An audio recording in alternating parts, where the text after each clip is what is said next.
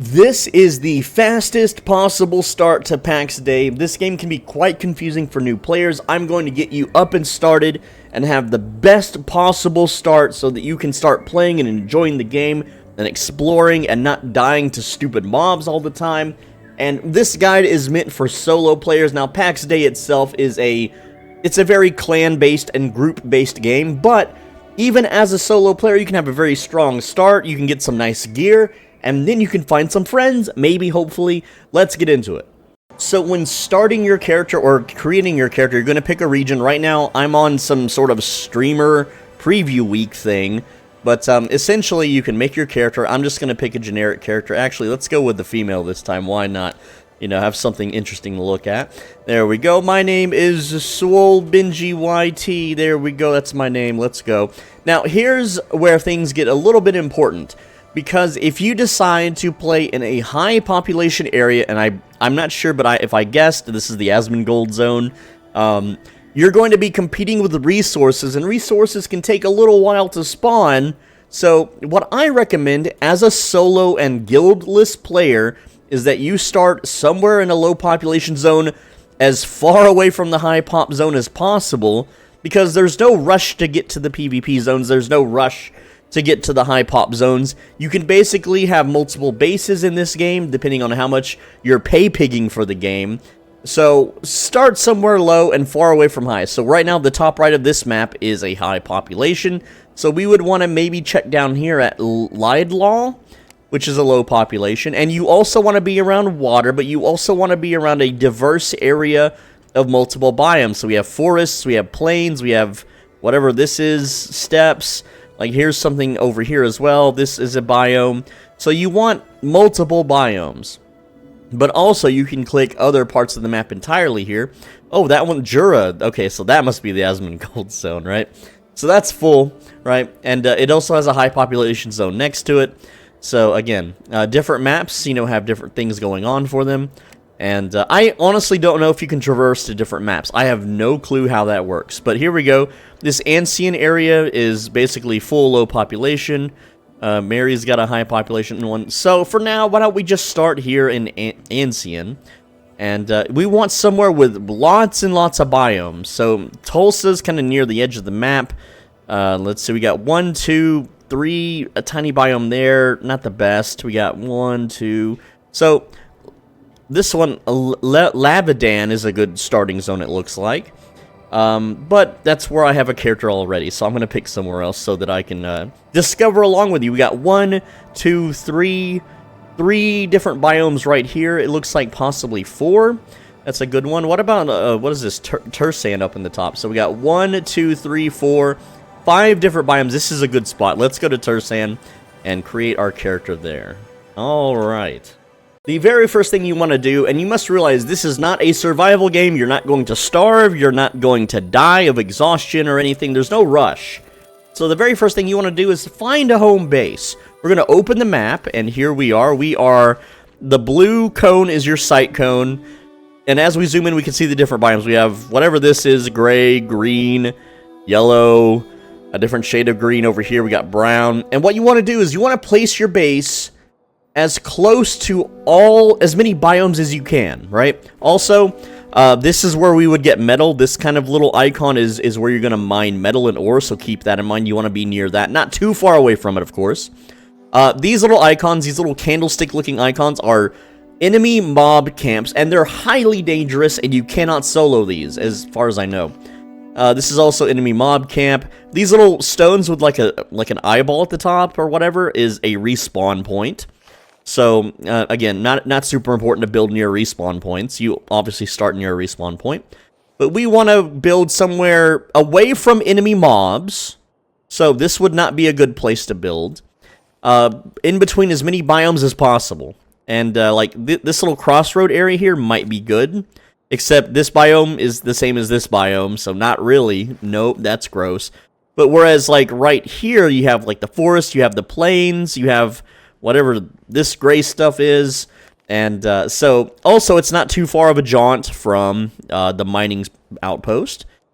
And now also note that these like dark kind of orange black lines signify a height like mountains and the terrain. So we need to actually scout first, and let's. It's also important to find different types of fibers if you want to be like a tailor or not.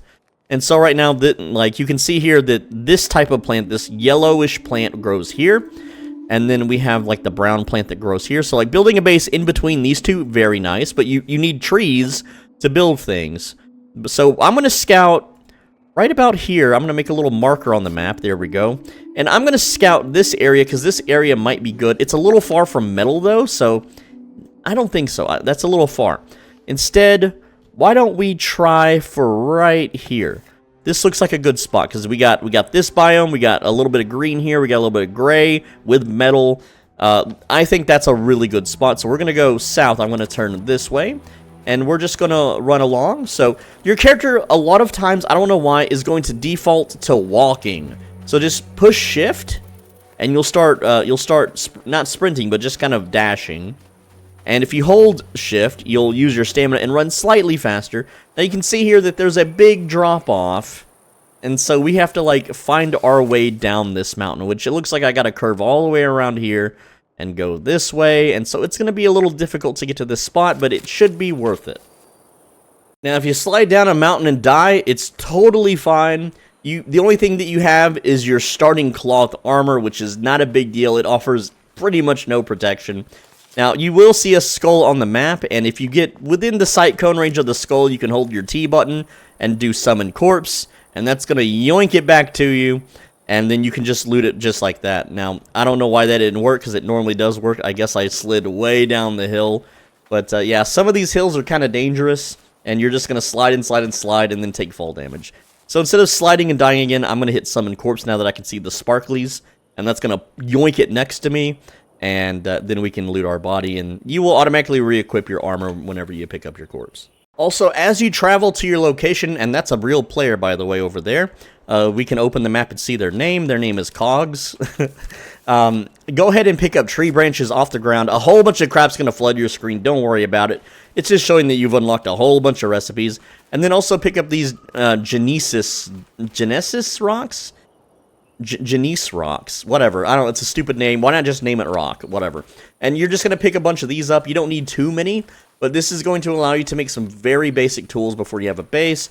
Also, you don't need to worry about picking up like plant leaves and stuff, so I'm just going to throw these out because inventory space is very, very important early on. But just pick up some sticks. You don't need to waste too much time picking up all the sticks. Just get a little bit and while you travel to your location. Now, before we continue with the guide, a few things. I want to show you where you'll be in about 4 to 5 hours. So let's look at our equipment here. We have basically teched evenly across plate, cloth, and leather. We have the tier 3 spear. We still just have basic construction hammer. Still a tier 1 pickaxe, tier 1 bow, tier 3 chopping axe for trees. I could have a tier 3 mace, but I'm just using a tier 2 when I ran out of ingredients. A tier 3 shield. As far as armor goes, we have basically full chainmail. We would have the gloves, but I messed up and I crafted the wrong thing and ran out of materials. But I would have chainmail gloves as well. And yeah, so here's our stats as far as food goes. Penny bun, grilled meat chunks, and red apple. I haven't bothered to make any of the chef stuff yet, which you totally can if you want more HP and stamina, but you don't really need it. And this is good enough to be able to take on a single wolf without using high ground. You still can't kill NPC mobs, and you can beat most players in a 1v1 at this point, and the re-gearing if you do die in a PvP, fight, it's really easy to recraft this stuff. It doesn't cost a lot of ingredients once your character knows how to craft them, so you just re-gear and then go again. It's not really that bad. Now, one thing I also want to mention, too, is that if you do plan to play with friends or people you know, you need to join the right server, and there's a wolf, which I'm just going to run from because I don't want to bother fighting it. I don't need its pelt or anything, but essentially, it is a very long trek through the world to try to switch maps to try to find your friends, so just keep that in mind. Is he still following? No, he's gone. Okay. So essentially, I have to like go all the way down to one of these portals, and this is where this character lived. It was like way over here somewhere. So it's a pretty long walk. Just keep that in mind. Also, just a reminder, I believe this game to be a sandbox game, which means you have to make your own fun and your own adventure. There is no defeating the uber evil dragon at the end of the dungeon kind of stuff in most MMORPGs. In this case, I'm just going to get with a bunch of lads and we're going to build a really big phallic-shaped tower. That's what we're going to do. That's the fun we're having. Oh, and if you're wondering, I ran all the way from this portal all the way down to this area, and on the other map, I ran half as much of a distance, and it took me 1 hour and 20 minutes of running. So, yes, be prepared for lots of travel if you pick a different spawn location than your friends. So, while you're running around finding a nice home location, there's a few things that you should pick up along the way as well. And the first one is clay. They are kind of this little copperish pink piles of mud, so just pick them up when you see them. You're going to need a lot of clay, especially if you want to be productive. Flax is another good one. It is this orange kind of crop-looking thing here.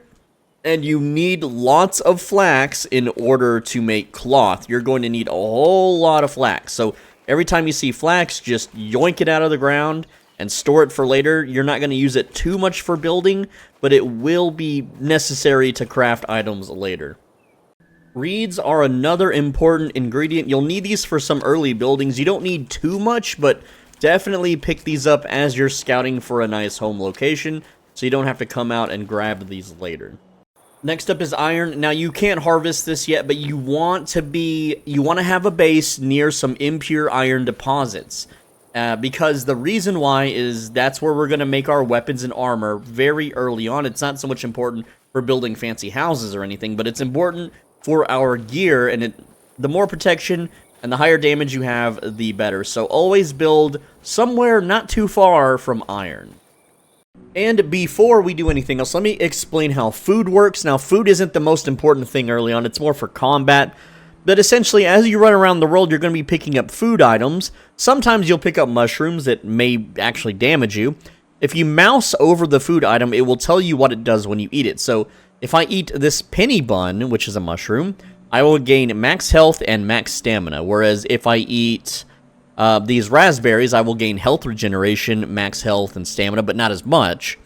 And the way food buffs work is, you have 3 slots for food buffs, and you cannot have the same food 3 times. So, if I eat a raspberry, I can eat a penny bush, and I can eat a blackberry, and then that is 3 food buffs running.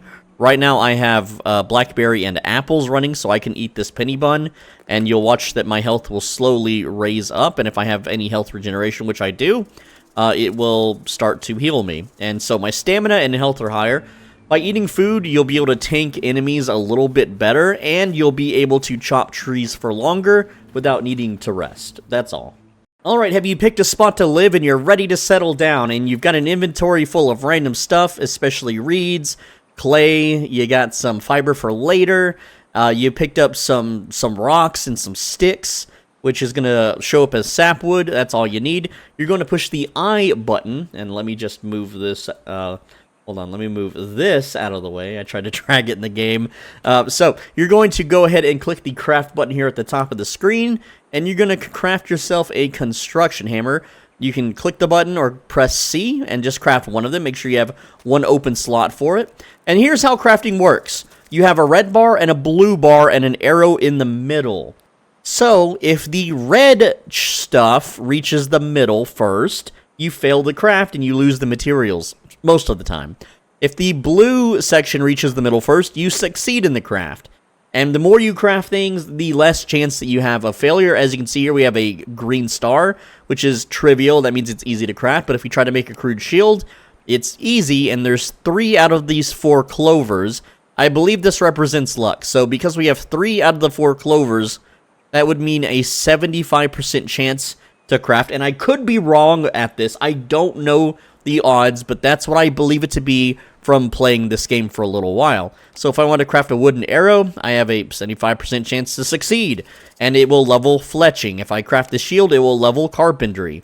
If I craft this stone axe, it will level carpentry, but it's trivial, so I won't get much for it. So I've crafted the construction hammer now, and you're going to go ahead and select it. And by the way, you have these inventory slots 1 through 8, you can use your keyboard to select them quickly. And you can move items from your inventory to the slots if you want to activate them. So, by equipping the hammer, we can see that there are zones that are controlled. Like, for instance, this zone is owned by Band-Aid Bandit, and this zone is owned by Plob, which is Sawman UK on YouTube, who I'll be playing with. And then we have Adrian's plot here. So you can't build in a plot already claimed, so I have to move a little bit further out here. And what I can do now is I can right-click and then click the plot button here, and you can see that I now have a blue circle that I can slap down wherever I want. So I figured I'll just slap it down next to these bros here, and that'll be my living space. And there we go. We hit the hammer, and that is our plot. Now, because I don't have a founder's pack or anything, I only get 2 plots. So these are shared among all of your characters. I just want you to know that. This is an alt character of mine, so I'm only able to put down the 1 plot. That's it. That's all I can put down.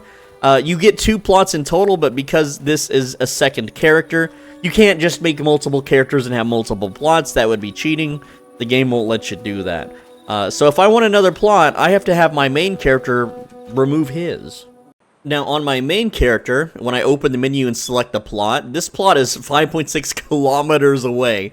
Man, it took my character an hour and a half to walk 5 kilometers. That's not bad, I guess. I mean, I guess he's not, you know, a speedrunner. But anyway, to get that plot back, I need to release the plot, which means everything on it, all the stations, all the storage I had will be free loot for whoever walks by it. So that I had some clans near me that were building up, and if they walk by, they'll notice that the building rights will be public and the chests will be public, so they can just grab everything and use it, but I already looted all the good stuff anyway, so I'm going to go ahead and release that plot now.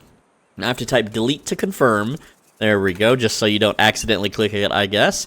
And now I have another plot that I can use on my alt character, or this character, it doesn't matter.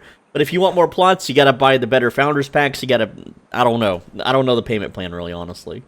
Now that you have your plot set down, the next thing you want to craft is a Janice Stone Axe. You just need sapwood, which is 5 branches off the ground and 1 stone off the ground, so we're going to hit craft on that. And this will allow us to chop very small basic trees, which is just more efficient than picking up sticks off the ground. So I'm going to drag that axe to my hotbar now, and little baby trees I should be able to chop down. It's a little hard to tell what a baby tree is. Is this a baby tree? And what you do is you stand next to it, you left click it, and no, it's not. This tree is probably too big to chop, but do try. You'll learn which ones you can. This one I can chop, oddly enough, but there are other trees with this same exact model that will not let you chop it. It'll say too strong, and it won't have a little life bar. Like, clearly this tree is too thick. Clearly it is too thick. And no, it's not. Okay. Well, different trees are made different. I don't know how to tell the trees, but some of them you just simply can't chop down. But these seem perfectly fine. So just chop a bunch of trees and get some wood. Now you're going to craft a wood chopping block, but you're not going to push I and go to craft. It's not going to be there. It's a little confusing. It's a little weird. You're going to equip that construction hammer. Then you're going to right click, and then you're going to click crafting here at the top. Let me just move this down so you can see a little better. And yeah, click crafting and then click wood chopping block. There we go. And you're going to set that down somewhere in your plot. I prefer to set it like on the edge. I like to kind of build out. And so I'm just going to put it right here. And you don't have to put these in your plot if you don't want to. Since it doesn't store items, you know, you could just set it out here if the game lets you. No, it doesn't let you anymore. Used to, you could spam these everywhere and flood a place. But you do have to put it in your plot now. Okay. And so, once you have that down, it's going to let you craft a whole assortment of wooden objects. And what you want to do is you want to start with wooden pegs and wooden planks, which is going to be hard, but we're going to go ahead and craft 50 wooden pegs, and that costs 5 sapwood. I have 138, there we go. And these stack to 100, so I'm going to craft 2 of these. And then I'm going to throw something out of my inventory just for space.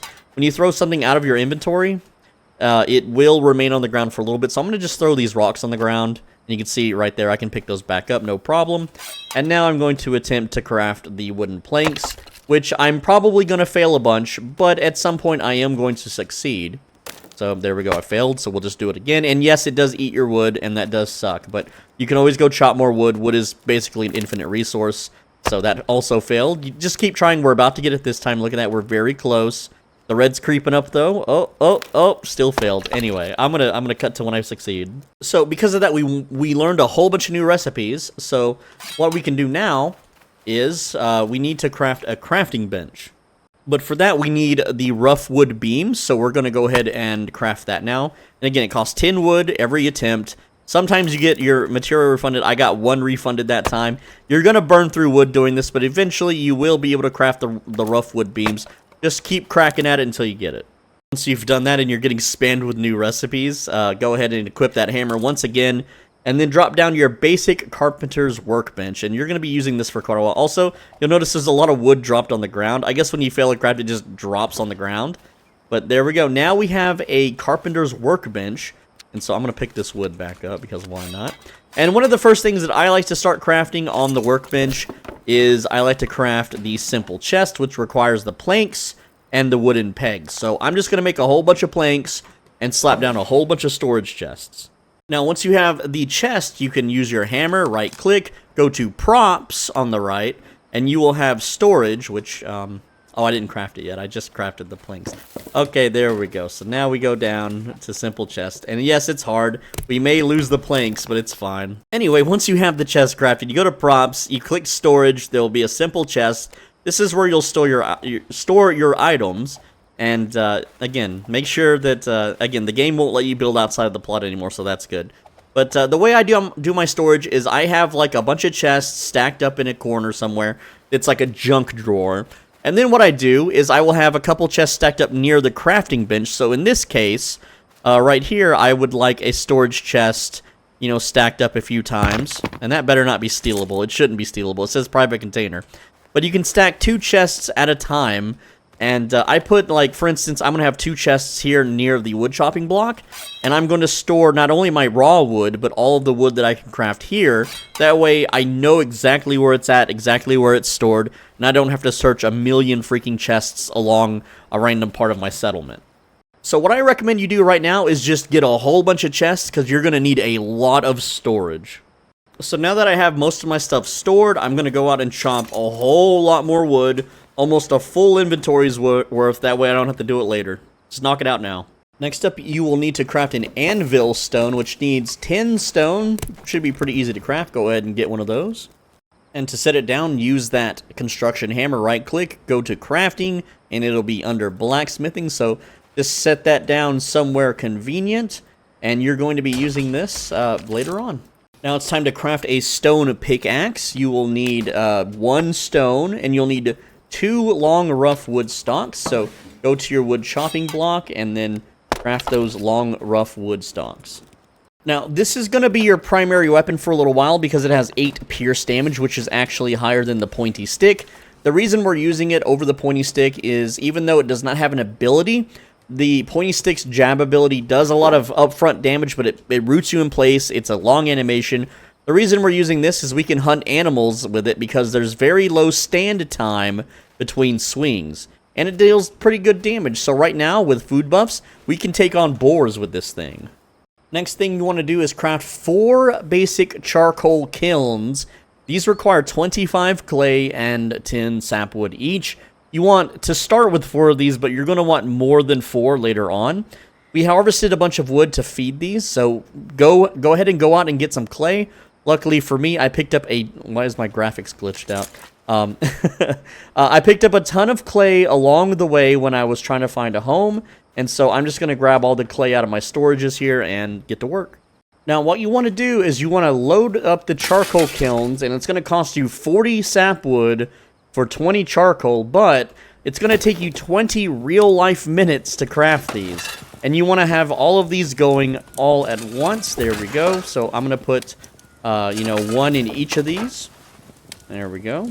And I still have plenty of wood left over, so I'm going to start a second stack because I'm going to be busy for longer than 20 minutes, and I don't want to have to come back and check up on these. You essentially want these always going, and at least 2 in the queue, the crafting queue. I'm going to go ahead and just go for 3. I'm just going to load these bad boys up. There we go. Because you're going to need a lot of charcoal in order to smelt iron. So there we go. We have got we've got 4 kilns going. Oh boy. Now go out and continue gathering. You want more wood, you want clay, you want to start killing animals. And I'll teach you how to kill animals when I see one. Reed and flax. It's pretty simple. Just go out and gather. Also, you could start mining iron right now if you want. Go ahead and pick some up if you want to run back and store it. But your inventory space can be pretty important on these little gathering sessions. So just keep it in mind. I'm just grabbing it now because there's other players also grabbing it. So just be aware that these things do take time to respawn. I don't know how long they do take to respawn, though. So here's how to hunt animals, small and large. So while you're running around the environment, just smash your X button, and that's your lock-on button. And if you lock onto something with a yellow icon, all you have to do is run at it. And once you get close enough and you swing, you will basically hit it, even though you're not technically hitting it, you know, on the screen there. So there we go. We've killed a rabbit. Now you have to just find its corpse and push E on it, and that will pick it up. You're going to need lots and lots and lots of these. So make sure you kill every single one that you come across, and that you have plenty of inventory space to pick up their loot. Now, boars are actually quite dangerous. Try to fight them by themselves. They normally come in packs of 2, but you can kite them out. And when they unleash, you can re-enter combat. And, yeah, so that way you can fight them one at a time. Because they will drain your health, but your health will come back. It's totally fine. And I'm going to throw out these rocks because I want the boar's loot. So, again, you're going to need plenty of room when you're hunting animals. You definitely want all of their stuff here. Like the suet. You can throw away rabbit carcasses because meat's not the biggest deal right now. Oh, look at that rabbit just run by. We gotta, again, you gotta be very greedy and kill all the animals, even though we won't be using all of their body parts. Feel free to leave the meat on the ground. Meat's not super important. Boar carcass. The difference between meat is that you just get more meat chunks, and you won't be cooking bigger, better foods for quite a while. So we can sustain ourselves off berries and mushrooms just fine. I honestly don't even need the carcass at all, really. Again, it's a little bit more health, but it's more of a pain in the butt to make, and you'll have plenty anyway. And so here's an example. We have 2 boars. I don't want to fight them at the same time. I could. I have the health pool to do so. But what I'm going to do is once I see their nameplate like so, that means they usually engage. So now I'm just going to run. And as soon as they turn around, I'm going to... Whoa, that one's flying. Pig's flying. So see how one turned around, but the other one decided to stay and fight? So now I can kill this one without getting DPS'd by both. And now I can just finish both of them off. And yes, you do take damage, but you'll heal over time. Dying in this game is not a big deal. If you do get really low HP, it's actually faster to just die and respawn. So you respawn at full health and re-food buff than it is to slowly regenerate. So things respawn statically in this game, and I'm going to talk about how to gather optimally, just real quick for anyone who is kind of new to these games. So in this little area I'm standing exactly on right now, there was a bunch of clay. I just picked it up. So what I'm going to do now is I'm going to open my map, and I'm going to go ahead and print screen this, and I'm going to show you display capture real quick so you can see exactly what I'm doing. And hold on, let me just minimize a few things. We're going to open MS Paint. That's right, we're going to open MS Paint. Here we go. And what I'm going to do now is I'm going to go back to the game, and then I'm going to go ahead and screenshot a little icon here of the clay. There we go. Alt-tab to this, and I'm going to put a clay icon right over the top of that part of the map. So now, whenever I'm looking for clay later on, I know that it respawns right there. Now, that's a little big. I think I can make that a little bit smaller. No, we'll just make it big. We'll just have big fat icons on our map. So I'm going to be cartographing all the rare resources that I need for later on. That way I can find it easier next time I need it. For instance, I found another clay pile, and this time it is about right here on the map. And so what I can do now is I can look at my map, and I know that just a bit down here more, there is another clay pile. So let's get this pasted right here, and yeah, and we just put another one like right around there, and there we go. Of course, you don't have to use copy paste. You can just grab a paintbrush, you know, and then like clay can be orange and just fill in little circles like that. It's however you want to do it. Just keep a map going though. So our little gathering adventure took about 35 minutes. I'm sorry, 25 minutes, my bad. You can see that one of the charcoals has completed, the others are still cooking, but I've got a full inventory, I can't loot them yet. So just get your stuff stored in a chest or chests, and start looting the charcoal. Once you've learned, once you've looted the charcoal, you will have learned how to craft the basic furnace, which is what we'll make next. That's why we went out and got a bunch of clay. As you can see, it takes 60 clay, 8 rocks, and 12 short, rough wood stalks. Now, at this point, you're going to need 80 charcoal for every 40 ore that you have. So we looted that one, that's 20. And then we got 40, and I'm just double left clicking because whatever reason right click doesn't work. That's 60, here we go, here's 80. And now, from that ore that we mined earlier, we can go ahead and craft iron ingots. And then, again, 80 charcoal, it takes a while. Remember, every 20 charcoal takes 20 minutes. So if you only had 1 kiln, this would take 80 minutes. But because we have 4 kilns, we can get this every 20 minutes. And look how long this takes. This is 40 ore turning into ingots. And it's going to take 1 hour. 1 real-life hour. So you want a bunch of furnaces going at once. You really do. So it's been about 1 hour now. I have the 4 charcoal kilns. I've got 3 furnaces. And the reason I have 3 is because later, if you want to craft rough glass, that's just why I have a 3rd one. Also, you know, just faster iron production. Let's see. Has it been a full hour yet? No, it has not. It's only been actually 40 minutes. So I lied. It's only been 40 minutes, but I got 4 more charcoal kilns. That way, every 4 charcoal kilns will, you know, feed a furnace, but you can load these up with 3 each. So that way you're just ahead on charcoal if you need to be. That way if you just, like, the reason why I like to be ahead on charcoal is because before you go to bed, you want to fully load up these furnaces so that by the time you wake up, you just have a ton of iron ready to go. And you're going to need, you know, plenty of charcoal kilns to make that happen by the end of your play session. Also, this is how my map's been coming along. I've got about 6 clay nodes, and I've got 3 boar nodes. I'd like to add more boars, but that's all I've got for now.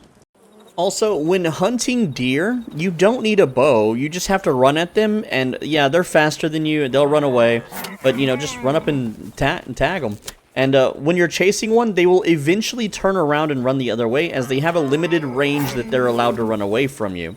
So it's really easy to hunt them. Don't waste time crafting a bow. The early bow sucks, and the early bow ammo sucks. But yeah, you can see that it's clearly faster than me, but it can only run in one direction so long until it's forced to turn around and run the other way. And when it does, that's when you strike. It's that simple.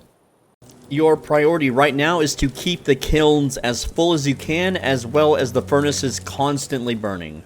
Once you finally get your iron ingots, you can loot them, you'll get some newer recipes. Don't worry about that right now. We don't have enough iron ingots to really do anything meaningful.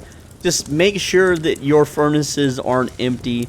Make sure that they're always fired up and cooking at least something. It's very important to be time efficient here.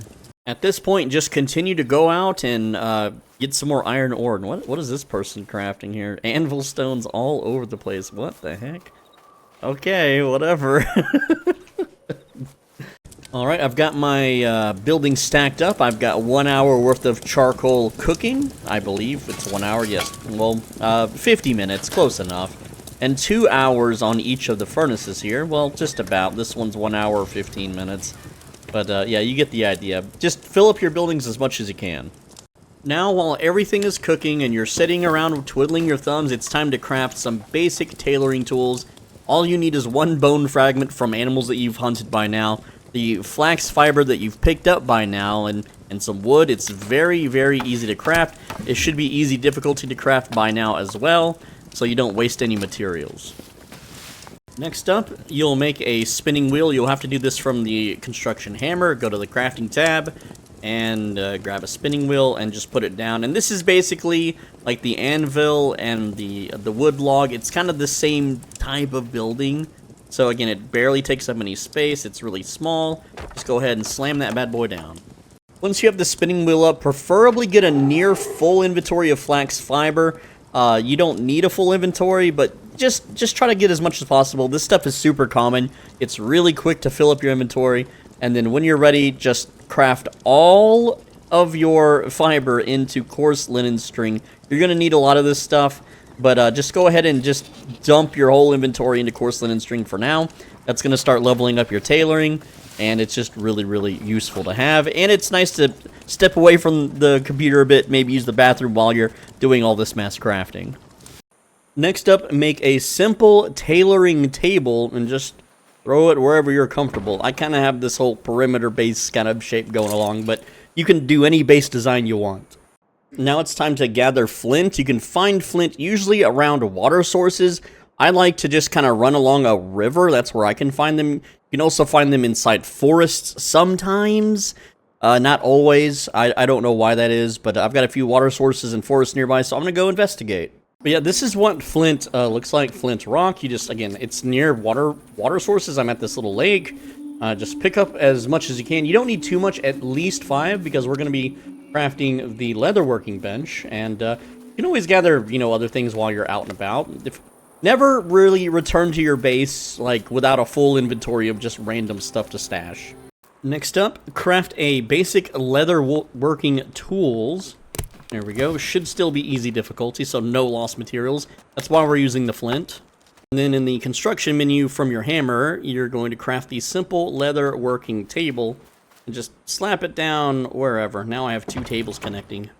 And then after that, you can craft at least 2 simple tanning racks. So these things, you usually don't need more than 2, but you can do more than 2 if you're in an area with lots of animals. I kind of sort of am, but they're very large packs. There's a lot of, like, triple old boars, and without armor, I can't really hunt them effectively. So I'm just going to do 2 for now, but feel free to make as many of these as you need. Next up, you're going to be clearing out your monster, not really monster, but animal drops, and we're going to start by turning all of the wool fiber that you've been getting from boars into coarse wool yarn. Now, this is a moderate difficult craft, but it's the only way to continue the progression because linen string is trivial, rough linen string is way too difficult, though you could level it up this way. It's more efficient to craft all your coarse wool yarn. So just craft away until you have no more of your fiber left. Next up, we're going to turn all of our small rough animal hide, this is from the rabbits we've been killing, into rough animal hide, and then we're going to take the rough animal hide and turn all of those into large rough animal hide, and then we're going to tan it into raw hide. And to tan the hide from the table, you go to the actual tanning rack, and then you don't want to tan generic leather. That's bad. You can't use that yet. You want to tan a raw hide instead, and so we're going to craft that. It only takes 15 minutes. It's not nearly as bad as the iron, and then that's why I have at least 2 of them so we can get this done a little bit faster. Here we go, and I am still at 7 out of 10 rough animal hides, so we're almost there. Just gotta wait for stuff to be made. Now, while your hides are tanning, it's time to finally use that iron ore that you've got. I did take a bit of an in-real-life break, so about an hour passed, and I have 120 iron ingots, and what I want you to do first is make 40 iron bars. Then make 200 iron nails. There we go. Then create 200 iron wire. Yes, 200.